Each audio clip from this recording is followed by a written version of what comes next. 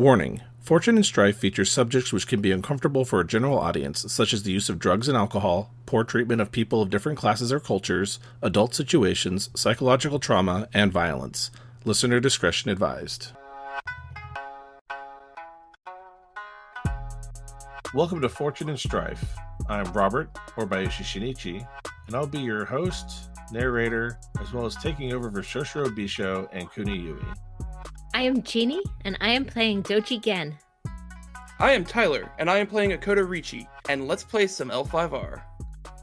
And we're going to go ahead and call scene there. If you have Strife or Strife and fatigue over half your composure and endurance, go ahead and reset those. Yep, definitely doing that. Yeah. So you all step into the izakaya next to her sake works here, and she pulls out what she is saying is something special that she has been working on the last year or so for, and it is an unfiltered nigori that is as smooth and as sweet as the victory this boy just enjoyed. And she raises a couple of glasses to everyone, and "Kampai to my son." Kampai. A nice drink of this cool, milky, unfiltered sake. And yeah, a couple more glasses are raised here and there. With that, actually, I don't want to, I'll go with one or two drinks while having the conversation with Hideki, saying, this is not a guarantee thing. I've agreed to write a letter to my sensei asking him to pick you up, but it's not a confirmed posting for you. Just keep that in mind. I don't want to raise your hopes. Here's some paper. Oh no, yeah. With that, Hideki goes ahead and brings brush, ink, and paper very quickly over to Gen and Richi. Here you are. Oh, very well. Like I said, I am more than happy to write this letter of recommendation.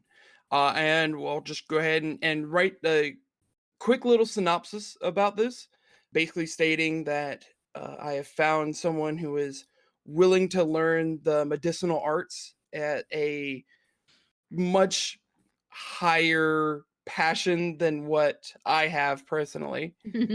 But he is much more, he is willing to go and save lives. And I believe this would be a boon to not only the Lion Clan, but also to the Fox Clan, and increase a little bit of the relations between the two.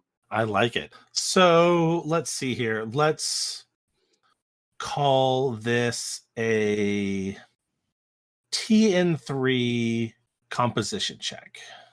Okay. With this one, I think we're going to go... I think coming up with it all yourself would be kind of fire. If you're going to depend on kind of letters of recommendation that you've read or written in the past, would be earth. Trying to appeal to someone's sympathies might be water. Yeah, I'm gonna use water on this one. And okay. Again, may I have your assistance making sure I'm writing this properly? Of course. Be happy to assist you. Thank you. Oh, more than happy to have the assistance. Yeah, it was her idea to get it to get it written out here. So yeah, I believe that'll be skilled assistance for you. If you have void, I'm not sure if you want to spend that here. I am all out of void points. Fair However, enough. I do not need them as I've got the 3 successes. So with this, I've got the 3 successes and a strife, and we'll take the opportunity. And I just want to use the opportunity to basically push that a little bit more so that it is definitively this is the right way to go. And that he is the worthy successor that I could not be. I do like that. That's well stated and written. That in a way that it is, it could be performing the task efficiently or completing with saving supplies.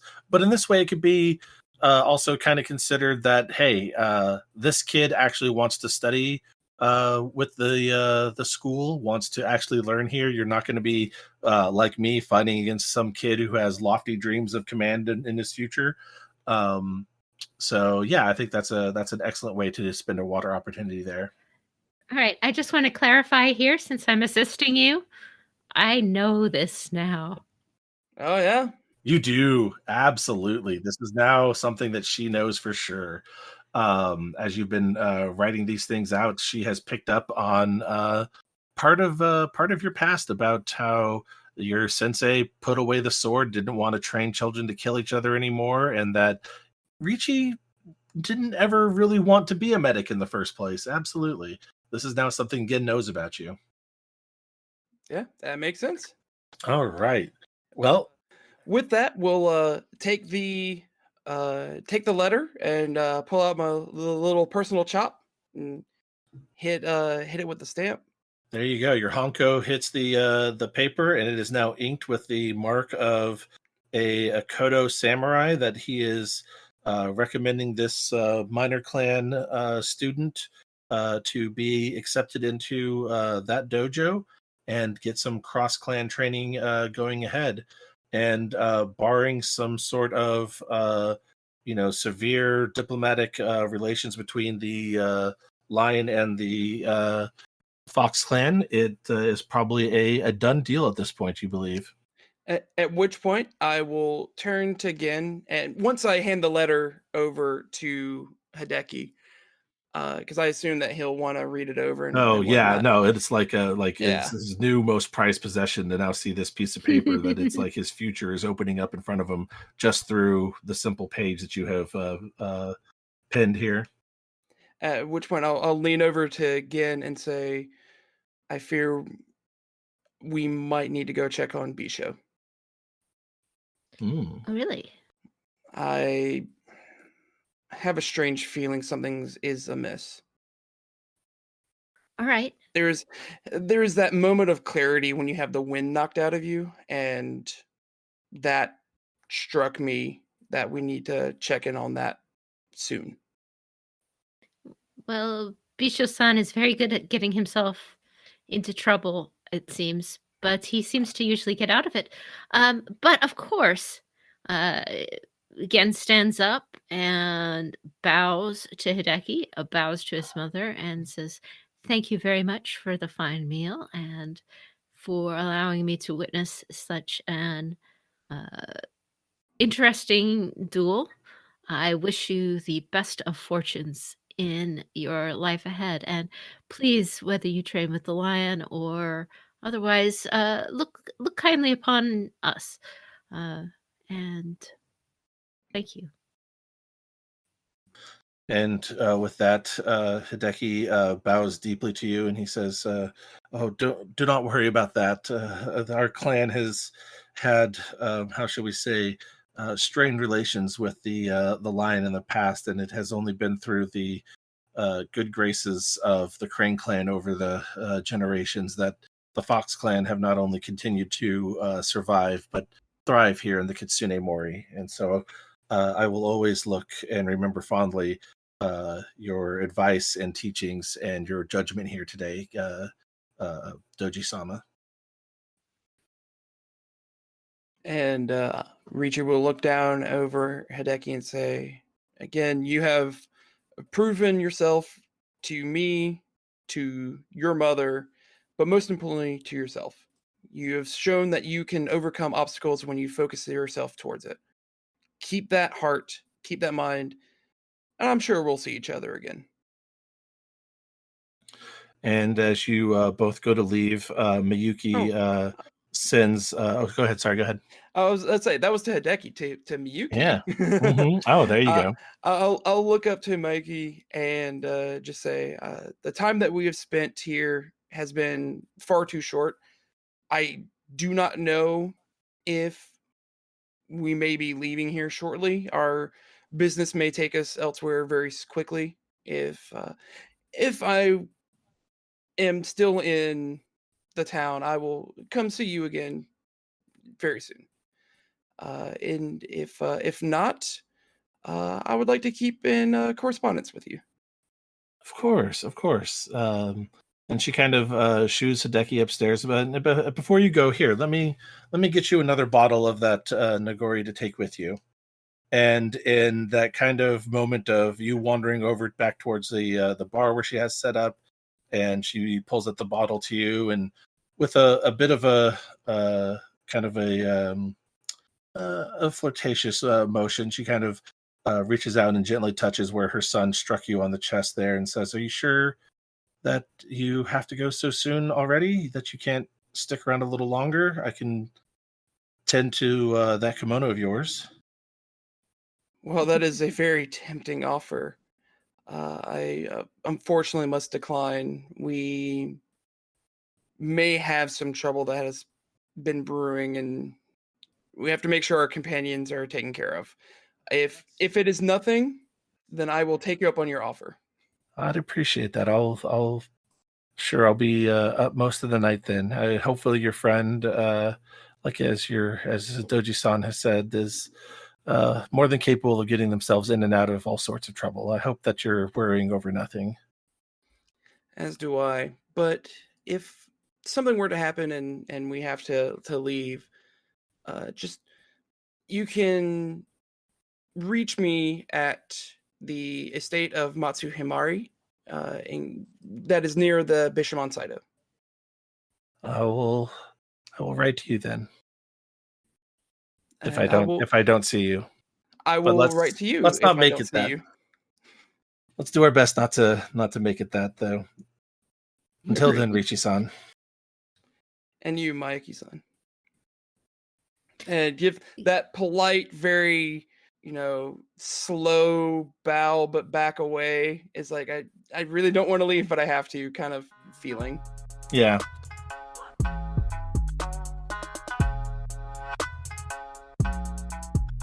So you make quick time leaving Miyuki's sake works and back to Cypress Grove, where you kind of race back upstairs quickly, and Ricci, being the first to get there, finds it oddly quiet and looks in the first room, the second room, and the third room, and Sen, Yui, and Bisho are nowhere to be found in the rooms that you have all rented for the evening, or for your stay here at Kiden Kitsune. I'm going to send Sueno around to just check with the people at the inn to see if they know where they went. Well, I get changed from my ceremonial garb into something in case we have to go hiking around in the forest or something like that. You got it. Yeah. No. Of course, again, I'll be right back. I'll be ask around and see where they might have gone off to. Thank you. Yeah, I will do the same and get out of these ceremonial or torn ceremonial robes now, and There you go. get into just the normal traveling clothes. Mm-hmm. All right. So yeah, you both go ahead and get changed, and it's just a few minutes before Sueno returns and says, "Well, the staff heard that they were heading out to go see Kyo-sama, that they seem to be, well, their words, not mine, in a bit of conspiratorial airs, that they were being very, very quiet and guarded with the way they were talking, but they even still, some of the attendants here at the Ryukon heard them talk about heading out to a grove or grotto, and something about making one's way over to the other side. Sounds like they might have decided to go ahead." Do you think that they left without us, Richi-san? I mean, that seems strange. Well, it's possible they did, but maybe something has come up. Well, we know where that is. I think. I mean, it's dark. You think they'd go all the way to the grotto tonight, of all times and places? I don't know of any other grottos. It seems strange that they would without saying goodbye, and in the night as well, but without any other note. I go look at the flower arrangement that Bisho gave to Gen and to Sen and see if he has changed it at all. Because it would be like Bisho to leave a message that way. It would actually. It would be something along the lines of like an arrangement that you would send to someone to tell them that you're sorry for leaving. That you're like if one was getting ready to go away on a trip or being called away to like the capital or something like that.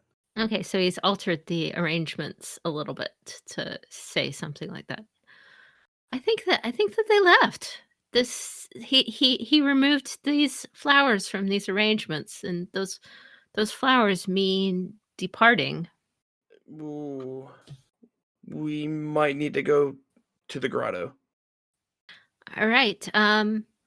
Let's grab some torches and a bow in case we run into anything. All right. Yeah, just grab a couple of quick things and head on out. Yeah, you grab those things that you generally do. Probably your medical satchel and the copy of leadership that goes into it, and Gen probably grabs her bow, but also the bag that carries her treatise on the bugs of the Empire, the insects of the Empire, and a few other little things here and there that are needed for a trip like this. And yeah, the inn is willing to provide you with either paper lanterns or full-blown torches, whichever you would prefer to take with you to kind of go out at night. Up to you guys. Well, I'll opt for a lantern. Yeah, Richi's also going to opt for a lantern. There you go. So yeah, they give you a couple of their sturdier lanterns to carry out with you on this excursion into the evening. A couple of extra candles to refill them when you need to. But it should be enough to hopefully get you through the night. Again, you got a handful of candles, each of you, for your lanterns, and off you go. So at this point, I think because it is dark, and while you kind of know the way academically, but you haven't ever been there yourself, I think that this should be a TN2 survival check. Can Sueno help me, please? She certainly can. Yeah, no, I think Sueno going along with you, she's much more versed in this aspect of getting around and moving overland and navigation. So while her depth perception might not be the best, I think she's probably one of the ones that's most apt for this one. Ricci, do you want to lend a hand as well, or can you? I'm not sure how well you are at survival. I'm actually fairly good at survival. Okay. So I will definitely be assisting as well. There you go. All right. So I believe that will be 2 skilled assists. And I am going to be trying to pick the path basically by remembering the way as described in the books. And that sounds great. That sounds like it would be Earth approach by doing it by rote memory and or by learning in that regard, remembering what you've learned. And I think that your exact memory advantage should key off for this one.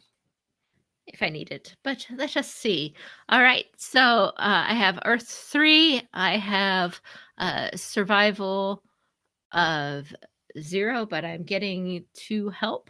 So yep, and it is skilled on both sides. So effectively, it's going to be roll 5 dice, keep 5 dice. All right, we will try it out. Okay. Okay. I am going to stop there. I am not keeping all of the dice, though I could because of the sheer amount of strife, but I am feeling strifey. Yeah. And nonetheless, I have 2 opportunities here, and I have 3 successes. And all right. Sueno will take one of that strife, and Ricci could take one if they'd like as well, or leave you with the other one.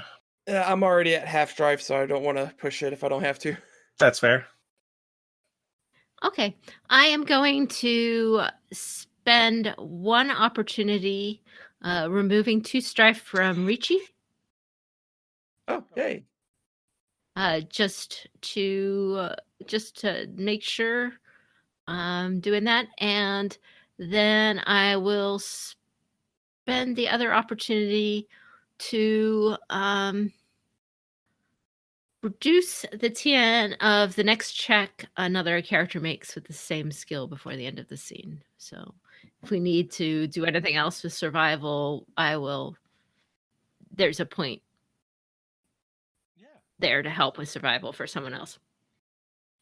Okay. All right. So it takes you a little over a Rokugani hour to make your way through the dark forest here now that night has fallen, and you're making your way through fairly virgin wilderness. So it's not the fastest way going, but there's enough deer trails here and there and other kind of things that have been trails that have been walked by the Kitsune family for a couple generations to and from this place. They try their best to make sure that it doesn't stand out too much, because they definitely don't want visitors getting lost and somehow stumbling upon this place by the curious passerby.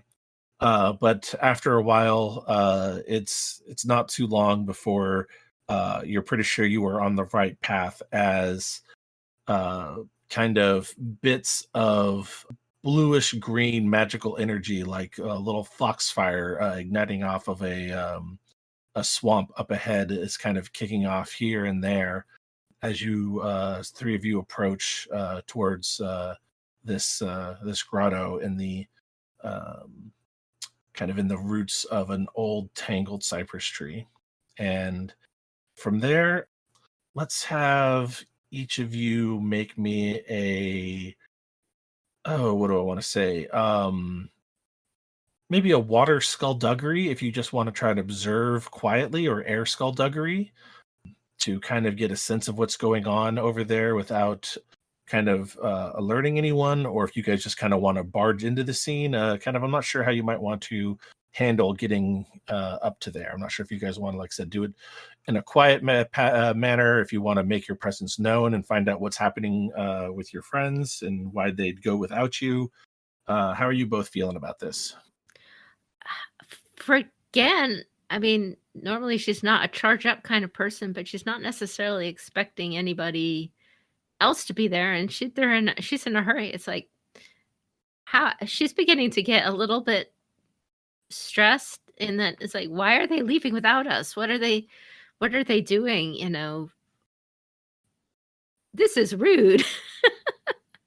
Okay, So fair enough. I like that. She's beginning to get a little more stressed, and so she's not necessarily trying to sneak up on them, but she is trying to listen to the forest around them, just to make sure that they don't get jumped by a bear or anything like that. So no, that's fair. All right. With Ricci, it's not exactly barging in is the way I'm looking at it, but more or less not exactly being stealthy, but not encroaching upon the area they're in, like kind of making ourselves known, but not exactly being rude about it.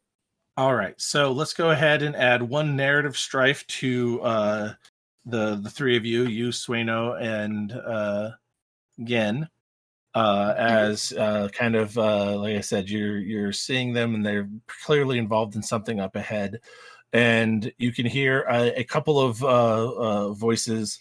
You hear Yui kind of yell out for Bisho, what have you given him? And you hear the kind of old, wizened, raspy voice of Kyo now speaking with much more authority and assuredness in his voice than you have heard in the past. Kind of this authority that you haven't ever really heard from him before, and just like nothing that'll harm him. It's just unlocked that which is within him. We have only awakened the aspect of of the greater fox spirit, and as you guys start to kind of poke your way forward, you hear, hold that woman back. We can't have her interfering with this. And as you kind of come walking forward, you hear a couple of guards kind of get in Yui's way, and you hear her say something like, I don't think you want to make this into that kind of situation here. I don't think you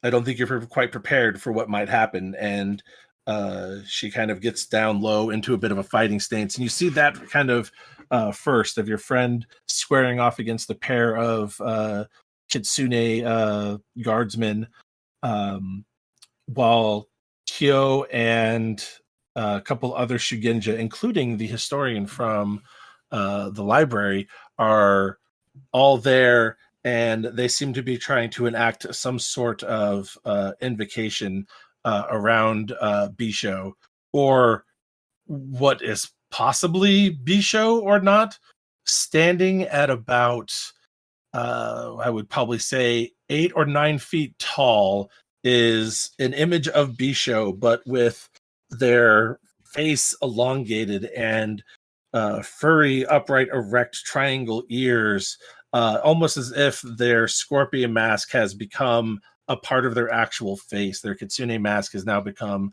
the face of a fox. He is now marked with patches of fur. His hands are large, like the cross between the paws of a fox, the hands of a man, and the claws of a monster. They're flowing out from beneath their what shreds of left of their clothing at this point are 4 tails flying wildly in the energy around them, and a bowl of some sort of concoction is now falling from Bisho's hand, where he had clearly just drank something that was given to him by Kyo. And now there's just this ring of almost fiery, like I said, blue-green energy of foxfire kind of shooting off in different directions. And you see that some of the Shugenja are rather concerned by this turn of events, and one of them is like, I don't know if it's taken hold, if we can maintain the confinement, the binding. And Kyo's just like, no, we have to. We are under orders by Gohei-sama that we must put an end to these thefts and robberies. And that's the scene that the three of you kind of wander into with your friends. All right. All right. For again, when she starts hearing this and she sees that Kuniyui is beginning to square off against the soldiers and so on, and sees the foxfire, she, gets into a fighting stance, and she puts her hand on her sword as if she was going to Iojitsu it out and starts charging in. But as soon as she sees the 4-tailed fox in front of her, she stops. She freezes. Is this the 4-tailed fox that initiated the duel that was going to take Mariko in the first place? It's extremely similar. It doesn't have the same markings on its forehead that the other one had, but the two-toned eyes of blue and green, and the shape of the face and the ears. I mean, you have perfect memory, except for the fact that it doesn't have the markings on the forehead that it had before, and that this is now, like I said, a 9-foot tall kind of cross between man and fox. It's the spitting image, only now in a giant form. All right. I am going to voluntarily take at least 3 strife. I'm going to take 3 strife. That's fair. Yeah, narrative strife at that point for you, I would probably say 3 is probably a good amount. And that puts me at compromised. She is just just frozen. And because as she stops here, as she's watching all of the pieces, all of the suspicions, all of the weirdness that Bisho has done in the past, that she has taken notice but kind of forgave, or oh, it's a scorpion thing, starts clicking into place. And she realizes that this is the one who was going to take Mariko. This is the one that forced her into the duel. This is who knows what all it's done, and she is just frozen there. At which point, Richi's also coming up, hand near Katana in the same style of almost using an Aiajutsu technique, and just loudly yells out and says, "What's going on here? This should come to a stop immediately." You see a kind of a bit of concern ripple through some of the Shugenja's faces as they are already having trouble maintaining the channeled binding that they're trying to perform here, and says, "I thought you said that we'd only have to deal with the pair of them."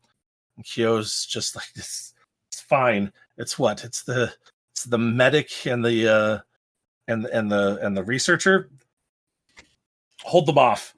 And you hear a couple of the soldier. You hear one of the soldiers that's squaring off against Yui give a whistle, and you're not quite sure how or where you might have passed them in the forest on the way in here, but fairly quietly and seamlessly, 3 more Kitsune samurai kind of melt out of the shadows and the undergrowth of the forest, like they were a part of it beforehand. And now it is kind of, you are now stuck between a series of soldiers before you facing off against Yui, soldiers behind you looking to corral you, and then Bisho front and center at this ritual with several Shugenja all in attendance, trying to somehow bind him against his will. Well, here we go.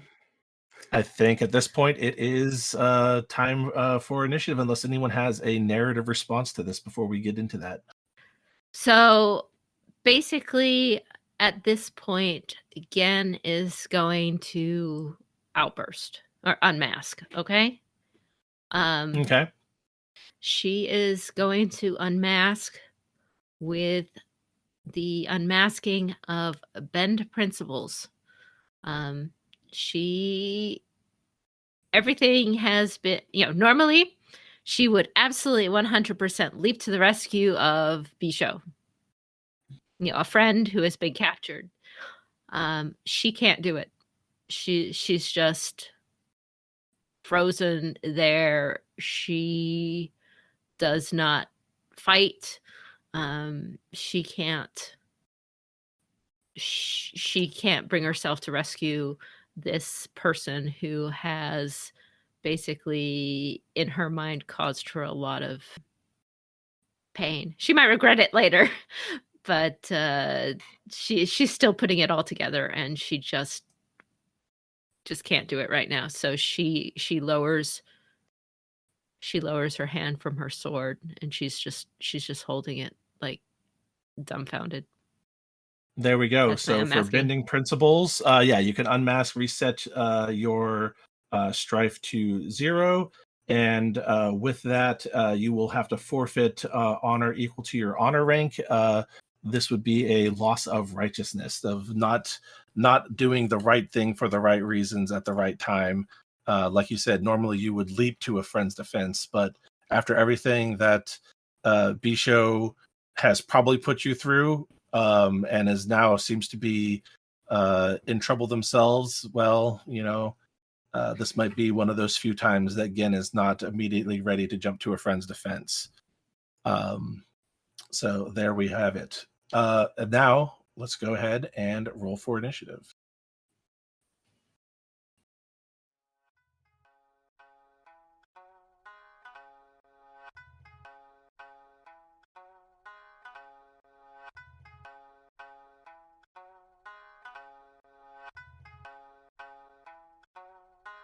I'm Robert, or Bayushi Shinichi, your host, narrator, and temporary B-Show and Yui. Thanking you once again for listening. Remember to catch new episodes every Monday, and if you want to catch them early or are looking for more bonus content, please consider becoming a supporting member of the Patreon at patreon.com/CourtGames. I am Tyler, and I've been playing Akoto Ricci. You can find me on my personal accounts on Twitter, at ChurcherGames, or on Twitch, also as ChurcherGames. You can find the show on the web at CourtGamesPod.com, on social media platforms such as Facebook and Instagram under Fortune and Strife, and on Twitter at L5RFNS. If you'd like to contact us, you can email the show at fortuneandstrife@gmail.com. This is Jeanne, aka Kakita Kaori, and also known as, at least today, Doji Gen. If you like, you can find me on the Court Games RPG podcast, at the Winter Garden of the Kakita website, or check out The Table Is Yours for fiction readings of the FFG stories. This has been Fortune and Strife, a Court Games production in association with the D20 Radio Network and the Rokugane Historical Society.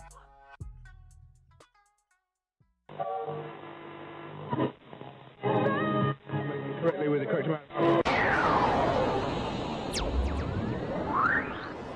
D20 Radio, where gamers roll. www.d20radio.com